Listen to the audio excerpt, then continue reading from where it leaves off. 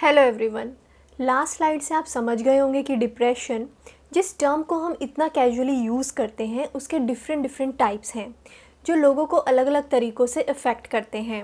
लेकिन जब लोगों को ये पता चलता है कि उनके आसपास कोई है जो डिप्रेशन से सफ़र कर रहा है तो वो उस चीज़ की सीरियसनेस को समझने की बजाय खुद ही डॉक्टर बन के उनको सलाह देने की कोशिश करते हैं। जैसे कि ऑफिस से छुट्टी लेके आप एक वीकेंड पे चले जाइए, मूड फ्रेश हो जाएगा। या क्लोज़ फ्रेंड्स कहते हैं कि चल यार वीकेंड पे एक पार्टी करते हैं, ये डिप्रेशन विप्रेशन सब खत्म हो जाएगा। ये सब डिप्रेशन का क्योर नहीं है। Just like any other health problem, depression is also a mental health problem जिसके लिए स्पेशलाइज्ड डॉक्टर्स यानी कि साइकेट्रिस्ट होते हैं। और ये साइकेट्रिस्ट डिप्रेशन के डायग्नोसिस, प्रिवेंशन और ट्रीटमेंट में एक्सपर्ट होते हैं। So first thing first, don't try to be a doctor. खुद से डॉक्टर बन के आप इस तरह की सलाहें मत दीजिए। अगर आपको लगता है कि आपके आसपास कोई है जो डिप्रेशन को फेस कर रहा है तो प्लीज़ उनकी हेल्प कीजिए एक अच्छे साइकेट्रिस्ट को अप्रोच करने के लिए। जैसे कि वीडियो की शुरुआत में मैंने बताया कि डिप्रेशन के काफ़ी सारे टाइप्स होते हैं, तो आज इस वीडियो में हम बात करने वाले हैं मेजर डिप्रेशन के बारे में जिसको क्लिनिकल डिप्रेशन भी कहा जाता है। इस वीडियो का मेन एम है कि हम लोगों में डिप्रेशन के बारे में अवेयरनेस बढ़ाएं ताकि वो कभी भी डिप्रेशन के बारे में बात करने से हेजिटेट ना करें। मैं हूं आकांक्षा और आप देख रहे हैं स्माइल लिव रिपीट। मेरे इस चैनल को सपोर्ट करने के लिए प्लीज़ सब्सक्राइब कीजिए।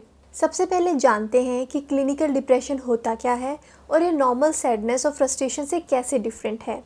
डे टू डे लाइफ में हमें इतना स्ट्रेस हो जाता है कि लोग अक्सर छोटी मोटी बातों पे टेंस्ड और उदास हो जाते हैं। ये एक छोटा फेज़ होता है जो टाइम के साथ चला जाता है और नॉर्मल लाइफ फिर से ट्रैक पे आ जाती है।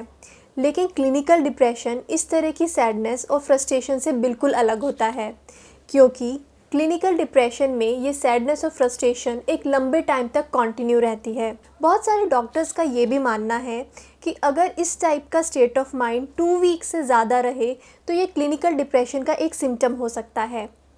क्लिनिकल डिप्रेशन से अफेक्टेड लोग अक्सर डे टू डे लाइफ में नॉर्मल एक्टिविटीज़ में अपना इंटरेस्ट खो देते हैं।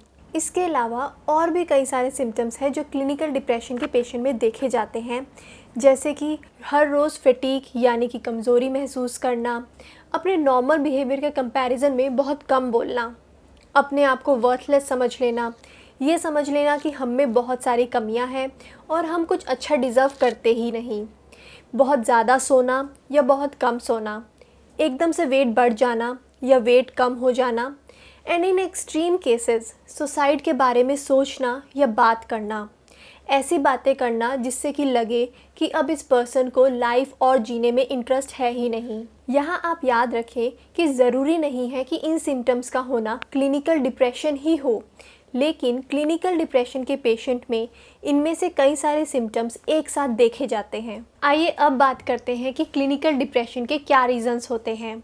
क्लिनिकल डिप्रेशन के reasons person to person vary करते हैं। कुछ कॉमन रीज़न्स होते हैं जैसे कि लव्ड वन की अनटाइमली डेथ हो जाना, किसी रिलेशनशिप का टूट जाना, एग्ज़ाम में फ़ेल हो जाना, या फिर लंबे समय तक जॉब ना मिलना, या फिर कोई फाइनेंशियल लॉस भी क्लिनिकल डिप्रेशन का रीज़न हो सकता है। एक सोसाइटी में कॉमन मिथ बना हुआ है कि जो लोग वेल टू डू होते हैं यानी कि सक्सेसफुल होते हैं उनको कभी कोई डिप्रेशन नहीं होता, बट ये बिल्कुल भी सही नहीं है।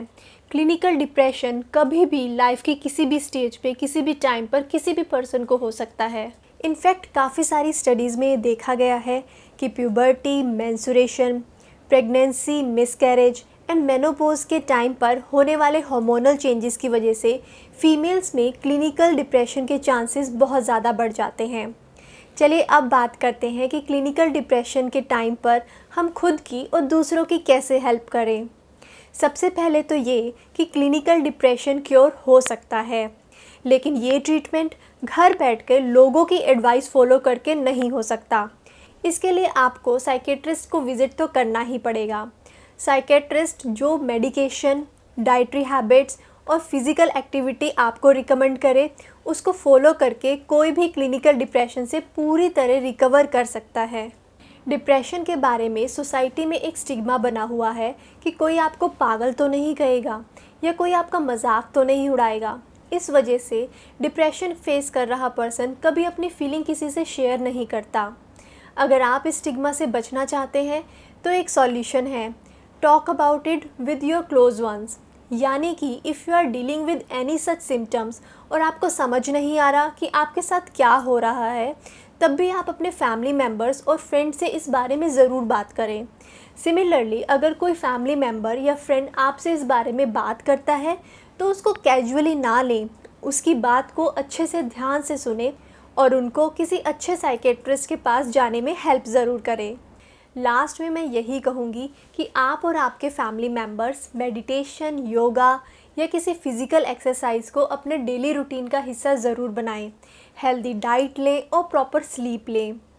These habits will keep your body and mind healthy and will give you strength to cope with negative emotions. अगर आपको मेरा ये वीडियो थोड़ा भी हेल्पफुल लगे तो प्लीज़ इसको लाइक कीजिए एंड अपने फैमिली एंड फ्रेंड्स के साथ ज़रूर शेयर कीजिए। लेफ़्ट में दिख रहे मेरे फ़ोटो आइकन पर क्लिक करके मेरे इस चैनल को सब्सक्राइब कीजिए एंड सब्सक्राइब करने के बाद बेल आइकन दबाना बिल्कुल ना भूलें। Thank you.